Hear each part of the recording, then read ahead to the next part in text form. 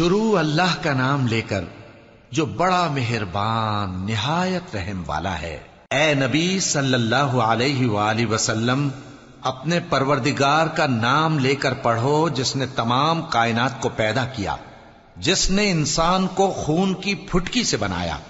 پڑھو، اور تمہارا پروردگار بڑا کریم ہے، جس نے قلم کے ذریعے سے علم سکھایا اور انسان کو وہ باتیں سکھائیں جن کا اس کو علم نہ تھا، مگر انسان سرکش ہو جاتا ہے اس بنا پر کہ وہ اپنے آپ کو بے نیاز سمجھتا ہے۔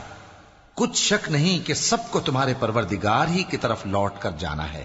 کیا تم نے اس شخص کو دیکھا جو منع کرتا ہے، یعنی ایک بندے کو جب وہ نماز پڑھنے لگتا ہے؟ بھلا دیکھو تو اگر یہ راہ راست پر ہو یا پرہیزگاری کا حکم کرے تو منع کرنا کیسا؟ تو اس کا انجام کیا ہوگا؟ ذرا دیکھو تو اگر اس نے دین حق کو جھٹلایا اور اس سے منہ موڑا، کیا اس کو معلوم نہیں کہ اللہ دیکھ رہا ہے؟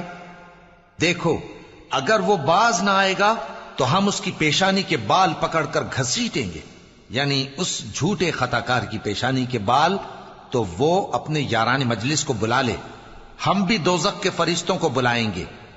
دیکھو، اس کا کہا نہ ماننا اور سجدہ کرنا اور اللہ کا قرب حاصل کرتے رہنا۔